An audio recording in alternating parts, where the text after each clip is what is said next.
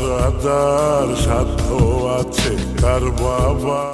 ফেরদৌস ওয়াহিদ বাংলাদেশী চলচ্চিত্রের নেপথ্য গায়ক ও চলচ্চিত্র পরিচালক। বাংলাদেশের পপ সঙ্গীত ইতিহাসে অঙ্গাঅঙ্গি জড়িত একটি নাম। পপ সঙ্গীতকে সদ্য স্বাধীন বাংলাদেশে পরিচিত এবং জনপ্রিয় করায় রেখেছেন অনবদ্য অবদান। 4 দশকের সঙ্গীত ক্যারিয়ারে গেয়েছেন অসংখ্য জনপ্রিয় গান। জন্ম 1952 সালের 26 মার্চ বাংলাদেশের মুন্সিগঞ্জ জেলার বিক্রমপুর থানায়।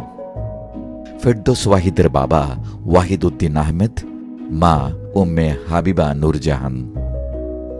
6 ভাই 3 বোনের মধ্যে তিনি সবার ছোট। রবীন্দ্রসঙ্গীত শিক্ষার মধ্য দিয়ে শুরু হয় তার গানের যাত্রা। পরবর্তীতে লোকসঙ্গীতে তালিম নিয়েছেন আব্দুল আলিমের কাছে। গান শেখা শুরু করেন ওস্তাদ মদন মোহন দাসের কাছে।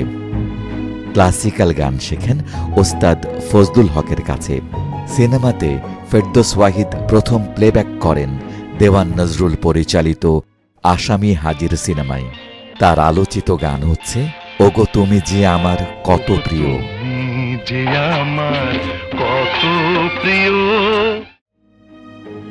আমি এক পাহারাদার, শোন ওরে ছোট্ট খোকা, আমি ঘর বাঁধিলাম ইত্যাদি।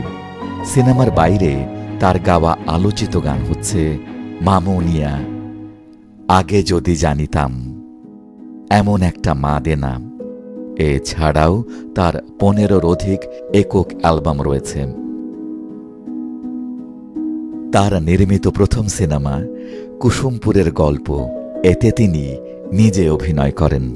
1998 সালে আব্দুল হোসেন খোকন পরিচালিত ভয়ঙ্কর বদমাশ সিনেমাতে প্রথমবারের মতো নায়ক চরিত্রে অভিনয় করেন ফেরদৌস ওয়াহিদ।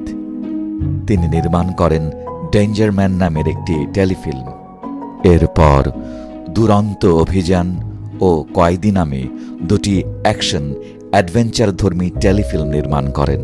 ফেরদৌস ওয়াহিদ সাঁকো টেলিফিল্ম আজীবন সম্মাননা এবং চ্যানেল আই মিউজিক অ্যাওয়ার্ডস 2020 অর্জন করেন। এই কিংবদন্তির জন্মদিনে এনিগমা টিভির পক্ষ থেকে অনেক শ্রদ্ধা।